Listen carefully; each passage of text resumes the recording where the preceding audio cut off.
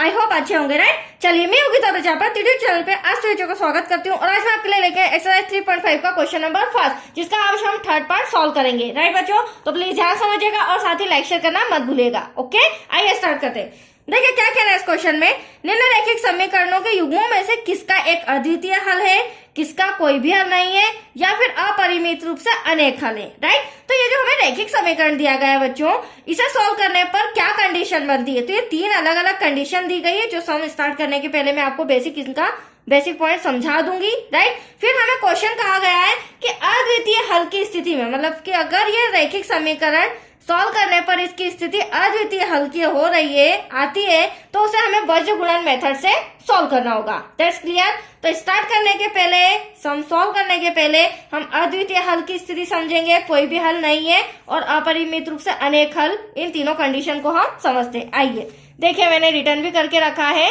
First condition आपको नजर आ रही है, एक अद्वितीय हल हो। तो एक अद्वितीय हल कब होगा बच्चों, जब a1 अपॉन में a2 not equal to b1 upon में b2 होगा। मतलब a1 और a2 पे के ऊपर जो डिजिट आ रही, संख्या आ रही, वो बराबर नहीं होनी चाहिए b1 अपॉन b2 के। और जब ये कंडीशन होगी तो हम बीजगणित गुणन मेथड से इसे सॉल्व करेंगे। सेकेंड कंडीशन हमें दी गई है, कोई भी हल ना हो। तो कोई भी हल कब नहीं होगा, जब a1 अपॉन में a2 बराबर होगा b1 अपॉन में b2 के, ठीक है। ये दोनों तो आपस में बराबर होंगे, बट जो c1 अपॉन में c2 है, ये आपस में बराबर नहीं होंगे। तो क्या स्थिति बनेगी, कोई भी हल नहीं होगा। और जब ये कंडीशन आती है तो हम बीजगणित गुणन मेथड सॉल्व नहीं करेंगे, राइट। तीसरी कंडीशन है, अपरिमित रूप से अनेक हल होंगे। तो अपरिमित रूप से अनेक हल कब होंगे, जब a1 अपॉन में a2 बराबर होगा b1 अपॉन में b2 के, और b1 अपॉन में b2 बराबर होगा c1 अपॉन में c2 के। जब ये कंडीशन अप्लाई होगी तो होगा अपरिमित रूप से अनेक हल। That's clear. लेकिन ये तीनों कंडीशन कब होगा, जब इनकी तुलना, जब हम रैखिक समीकरण की तुलना a1 b1 c1 और a2 b2 c2 से करेंगे, तो हमें पता चलेगा कि एटलीस्ट क्या कंडीशन तीनों में से बन रही है। हाँ, और अगर हमारी कंडीशन अद्वितीय हल होती है तो हमें बीजगणित गुणन विधि का उपयोग करके, यूज करके, ये फॉर्मूले के थ्रू हमें x और y का मान निकालना होगा, मतलब कि बीजगणित गुणन विधि ज्ञात करनी होगी। That's clear. तो आया यहाँ तक आपको समझ में। चलिए अब हम आते हैं सम पर। देख लीजिए, आपको इक्वेशन दिया गया है 3x minus 5y equals to 20, 6x minus 10y equals to 40। तो हमेशा ध्यान रखिएगा बच्चों, जब भी बीजगणित गुणन विधि की बात आती है, जब भी बीजगणित गुणन मेथड सॉल्व करने को कहा जाता है, तो इक्वल्स टू में हमें किसी भी हालत में 0 चाहिए। क्या चाहिए, 0।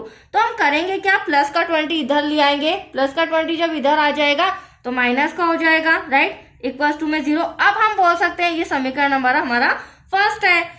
ठीक है, ऐसे ही सेकेंड इक्वेशन 6x माइनस का 10y प्लस का 40 इधर आके माइनस का हो जाएगा, इक्वल्स टू में 0। ये हो गई हमारी इक्वेशन नंबर सेकेंड। अब दोनों इक्वेशन आ गई है, मैंने आपको पहले ही बताया था। इन दोनों की तुलना हमें a1 b1 c1 a2 b2 c2 से करनी होगी। तो यहाँ पर हम इंस्ट्रक्शन लिख लेते हैं, निम्न समीकरणों की तुलना a1x plus b1y plus c1 तथा a2x plus b2y plus c2 से करने पर। अब देखिए हम किस तरह से तुलना करेंगे। ये मेरा a1 है, ये b1 है, c1, ये a2 b2 c2। तो a1 इक्वल टू क्या हो जाएगा, x का गुणांक 3, राइट बच्चों। ठीक है, ऐसे ही हमारा b1 क्या हो जाएगा, y का गुणांक 5, बट साइन का ध्यान रखिएगा, माइनस का 5। That's clear. फिर हमारा c1 हो जाएगा माइनस का 20। तो यहाँ पर लिख लेते हैं c1 इक्वल टू 20। अब आप देख सकते हैं a2 मेरा हो जाएगा 6, b2 मेरा हो जाएगा माइनस का 10, देन लास्ट में c2 हमारा हो जाएगा माइनस का 40। हाँ, और यहाँ पर माइनस का 20 हम भूल गए, कोई बात नहीं। चलिए, अब ये तो मैंने तुलना कर ली, बट अब इन्हें हमें एक दूसरे की तरह लिखना होगा। मतलब कि 3/6 बराबर हमें लिखना होगा -5 अपॉन -10 के, बराबर हमें लिखना होगा -20 अपॉन में -40। अब आप देख सकते हैं कहीं ना कहीं ये तीनों कंडीशन सॉल्व हो सकती है, ठीक है, क्योंकि पूरा कैलकुलेट करने के बाद ही हम तीनों कंडीशन में कोई एक कंडीशन को अप्लाई करेंगे। तो आप देख सकते हैं यहाँ पर 3 1 जा 3, 3 2 जा 6, यहाँ पर माइनस से माइनस कैंसिल, 5 1 जा 5, 5 2 जा 10, माइनस से माइनस कैंसिल, 21 जा 20, 22 जा 40। तो एटलीस्ट हमारे पास बचा है क्या बच्चों, 1/2, राइट। इक्वल्स टू में यहाँ भी बचा 1/2, इक्वल्स टू में यहाँ भी बचा 1/2। देख लीजिए आप, डिजिट तो हमें A1 B1 C1 की अलग अलग थी, बट इसे हमने सॉल्व किया तो तीनों कंडीशंस इक्वल आ रही है।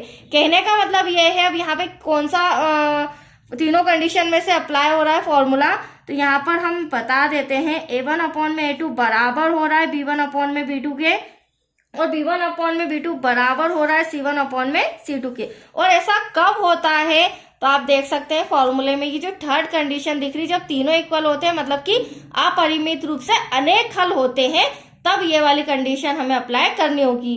और जब अद्वितीय हल नहीं आ रहा है तो हम इसे बीजगणित विधि से भी सॉल्व नहीं कर पाएंगे। तो हमें लास्ट में लिखना होगा, अतः अपरिमित रूप से अनेक हल होंगे, और अपरिमित रूप से अनेक हल हैं, तो यहाँ पर हमें बीजगणित मेथड सॉल्व करने की जरूरत नहीं है, क्योंकि हमारी कंडीशन क्या थी, यदि अद्वितीय हल आता तो हम इसे सॉल्व करते। आया आपको समझ में? चलिए आज के लिए इतना ही बच्चों, थैंक यू।